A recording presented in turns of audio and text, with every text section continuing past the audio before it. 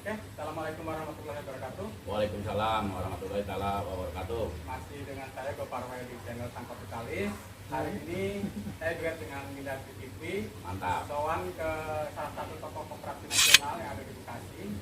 Beliau banyak banyak jabatannya, ada di KUD itu, di Kopinda Kabupaten Bekasi, Puskut Jabar, dan Inkut ya di nasional. Pokoknya Dekopin Pusat, malah subhanallah.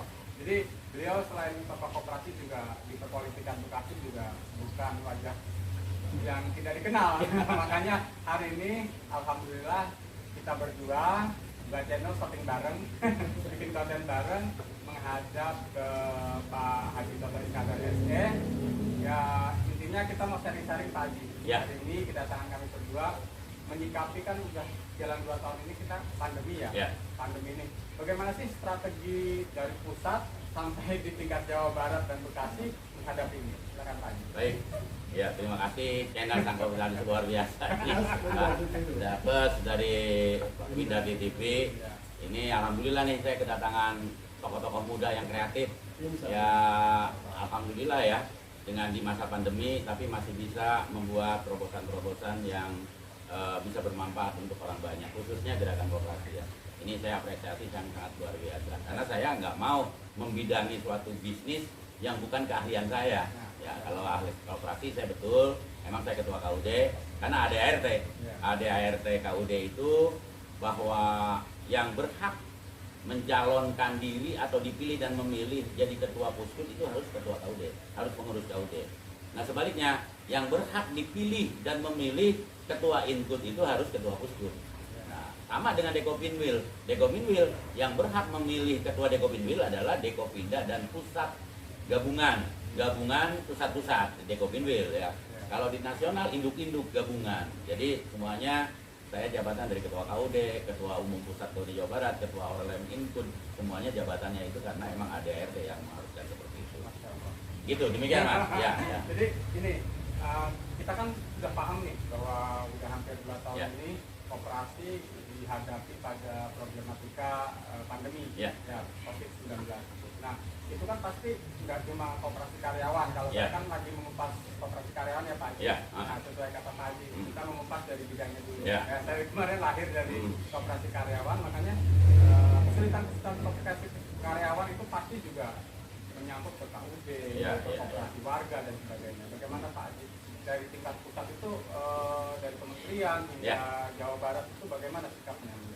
Baik, ya dari Kementerian Koperasi dan UMKM itu kita sudah memberikan program bahwa ada beberapa lembaga untuk membantu gerakan koperasi. Salah satunya LPDB sekarang fokus tidak boleh memberikan bantuan kepada non koperasi. Itu program kementerian ya. Jadi program yang baru itu kan kalau dulu BPR bisa ngakses ke sana ya, terus usaha UKM bisa. Kalau sekarang khusus koperasi.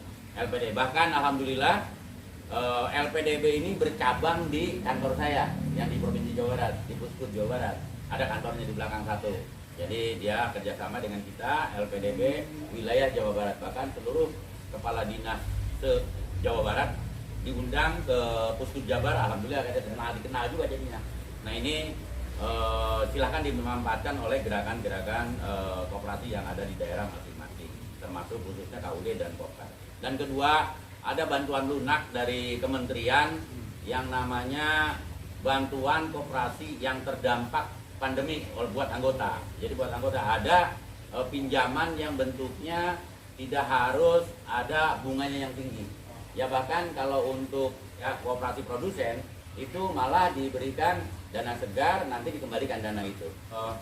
Dari kita untuk kita kembali lagi daripada kita. Di luar LPDB ada satu lembaga yang proposalnya dibuat ke Deputi Pembiayaan, nanti brandnya itu usahanya apa sih yang harus dibantu, di segi mana sih supaya koperasi ini tetap hidup dan bisa melayani kepada anggota. Nah ini dari kementerian ya. Nah dari Jawa Barat sendiri saya udah ngobrol dengan Pak Kadis, dengan Pak Tutus, dengan Pak Ian, Kepala Dinas Koperasi Kabupaten Bekasi. Beliau sekarang ini fokus kepada Jabar Juara yang tersendat karena pandemi. Ya, Koperasi Jabar Juara. Nah, beliau akan fokus bagaimana memberdayakan koperasi-koperasi yang besar, membuat konsorsium sehingga ada satu usaha dari reongan koperasi-koperasi besar. Nah, nanti koperasi yang tingkat di bawahnya itu nanti tinggal apa kebutuhannya disuplai oleh konsorsium itu yang koperasi besar itu. Nah, ini lagi digarap di Jawa Barat, ya mudah-mudahan cepat realisasi. Termasuk ada data POM mengisi, ada bantuan dari kementerian maupun dari provinsi untuk semua gerakan koperasi. Nah, ada di situ ngisi, kita terdampak, karyawan kita beberapa, itu ada di POM, dibuka lah di POM-nya ada. Nah, pemerintah sudah maksimal dari pusat sampai provinsi memberdayakan supaya koperasi ini tidak kolab. Ya, termasuk kemarin saya hadir diundang sama Pak PJ Bupati. Ini sangat luar biasa terobosannya. Bahkan pas saya ketemu, sudah itu koperasi jangan dipersulit. Ke Pak Ian, ke Kepala Dinas Koperasi, sehingga saya menyatakan di Kopinda akan selalu membackup Bapak selama program-program Bapak berpihak kepada masyarakat bawah. Kata dia, saya pasti Pak Toto, saya pasti, makanya saya perintahkan apa itu silahkan buru-buru lah dicairkan lah untuk gerakan koperasi. Tapi saya minta bantuan kepada anggota yang terdampak COVID. Nah, nanti kalau kita dibantu misalkan 100 juta nih, nah itu 80 juta itu tidak composing anggarannya untuk bantuan COVID, yang 20 jutanya ya untuk kegiatan pelatihan-pelatihan. Nah, kaitannya dengan kesulitan, kalau kemarin kan saya lepas dari sisi Kopkar bahwa banyak Kopkar kan tidak bisa bekerja karena EVA. Ya. Nah, kalau Pak Haji kan di Koperasi Warga dan KUD, ya. Di Kasina ada 9 kalau nggak salah ya. 9, ya. Ceritanya apa sih di era pandemi ini, Pak? Ya jelas ya, di era pandemi ini masalah KUD udah ya semuanya klasik ya. Hanya satu, kerja dibatasi karena PPKM. Yang kedua, kami juga PPKM tidak diberikan modal tambahan untuk bagaimana membantu anggota kita di rumah. Tapi alhamdulillah saya tidak mengurangi satupun karyawan saya yang dirumahkan. Jadi karyawan saya tetap dihonor karena semboyan saya daripada kita membuang lebih baik memperbaiki, terus bayarlah karyawanmu sebelum keringatnya kering. Jadi saya berharap kepada PJ Bupati Kabupaten Bekasi ini khusus bantu koperasi warga yang notabene kami sangat terdampak. Biasanya bayar listrik di loket KUD ini penuh setiap sebelum tanggal 20. Sekarang PPKM mereka dijemput sama RT kolektif, mereka jadi bayar double anggota saya, bayar ke RT juga. Nah, ini suatu masalah buat kami koperasi. Terus kedua, pendapatan juga ya turun kita 25% ya. Biasanya saya 4.000, sekarang transaksi di tanggal 20 lewat baru 3.000. Ya berarti hampir 1.000 yang terkekang ya.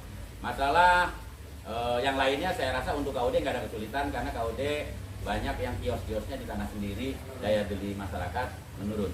Saya berharap kepada PJ Bupati agar perhatikan koperasi dan UMKM bisa membantu rakyat kita, masyarakat Kabupaten Bekasi terangkat ekonominya, dan insya Allah pemimpin yang memperhatikan orang-orang UKM dan koperasi janah bagiannya Pak PJ. Insya Allah itu kira-kira seperti itu Pak. Oke. Satu lagi mungkin kan saya dengar khusus mau RAT ya. Ya. Nah, itu kiat-kiat apa, isu apa yang mau dibawa nih di RAT yang bisa dibawa? Baik, yang pertama kebetulan saya punya organisasi di luar koperasi ya. Saya kebetulan ketua FKPPI Kabupaten Bekasi dan saya juga masih anggota KBP Polri, Polda Metro. Kita mempunyai bisnis WiFi. Jadi pasang WiFi koperasi, nanti misalkan saya kerjasama dengan koperasinya Kopar Agopar. Pasang WiFi anggotanya di rumah ada Agopar 100. Nah, koperasi Agopar itu dapat 50.000 dari saya. Flat per bulan. Ya berarti kalau 100 berapa ya? 5 juta. Itu flat tiap bulan. Kan pasang WiFi bayarnya tiap bulan. Awal dapat. Kalau awal misalkan kita biaya pendaftaran masang 300. Ini Agopar dikasih 50%, 150. Pribadi Agopar. Nah, ternyata Agopar narik nih anggotanya 50. Nah, kalau 50, 5 kali 5 berapa Bang? Nah, 2,5 juta itu bagian koperasi tiap bulan flat. Selama masih pakai WiFi orang tersebut, ngalir terus tuh fee-nya. Ini bukan omong kosong ya. Bukan. Nah ini Neng Obi juga, saya udah pakai wifi dan kantornya di KUD. Udah gede, kantor di KUD ada namanya PPL Net. Ya, Putra Putri Lesmana Net. Nah, punya saham KUD ada 30% di situ. Terobosan luar biasa dari KUD. Nah, isu Pusgut, yang kedua saya ingin pada pemerintah mohon fee pupuk itu cuma Rp50 Pak. Kalau pendapatan kita nebus pupuk dalam 1 tahun misalkan 6 miliar. Untungnya tetap aja Rp50 kita. Rp50 misalkan kita cuma 100 ton berarti 50 juta. Sementara di situ di aturan baru pemerintah pajak itu yang kurang dari 4,8 dibebaskan pajak, cuma bayar laporan saja, tapi yang di atas 4,8 miliar itu kena pajak. Nah bayangkan kalau kita kena pajak 20%, duitnya 6 miliar, 2 kali 6, berapa? Oh, 120 juta, sementara untung kita cuma 50 juta. Nah ini ya tolonglah dipikirkan, ya karena ini kesulitan buat kami, akhirnya udah kami ngikutin rayon, kita ngikutin banyak aturan. Dan terobosan ini ingin bekerja sama dengan salah satu konsorsium yang dari input namanya Dukapitel dengan perusahaan dalam negeri. Jadi bahkan Dekopinda sudah diberikan akan ada presentasi pada saat itu. Nah, kira-kira seperti itu ya. Demikian. Ya. Oke. Jadi seperti tadi kita sudah prolognya bahwa kesini itu banyak ini. Ini beliau adalah tokoh nasional yang silakan Pak Haji. Pak Haji, ya. Ini kan dari dulu ketika saya masuk di dinas itu kan sering muncul wacana bahkan mungkin akan coba dikampanyekan bahwasannya koperasi ini bisa nggak sih yang tadi Pak Haji barusan sampaikan yang kena pajak tadi. Ya. Nah, itu sekarang ada sebagian kawan-kawan gerakan koperasi itu mewacanakan atau mungkin sudah mencoba Kayak di Singapura gitu ya. betul, Ada sudah mencoba pajak. memperjuangkan bahwasanya koperasi itu nantinya harapannya itu jangan kena pajak. Oh. Itu gimana lagi? Baik. Nah ini harapan saya dari dulu ya. Ini koperasi ini kan beda dengan perusahaan. Betul. Iya. Kalau perusahaan profitnya kepada komisaris, yang owner yang punya PT itu. Kalau koperasi kan yang punyanya anggota. Modal bareng-bareng. Modal bareng-bareng, misalkan anggota 100, sementara dari SHU terus kita kena pajak. Habis ya modal-modalnya juga. Masukan yang sangat luar biasa dari Windarti TV dan Sang Kopitale. Ini saya sebagai sekretaris pengawas Dekopin Pusat akan memperjuangkan ke pemerintah melalui Kementerian Koperasi agar Kementerian Koperasi bersurat bahwa koperasi itu menghidupi orang banyak. Ya, slogannya dari kita untuk kita kembali lagi pada kita. Ya hapuslah pajak, gimana mau bayar pajak Pak? Kita kadang-kadang usaha aja terhambat dengan modal. Kalau ngandelan dari simpanan anggota dan iuran anggota saja kita tidak cukup. Ya kalau kita pinjam juga ke pihak kedua, bunganya rada gede. LPDB bunganya kecil tapi prosesnya sulit. Iya kan?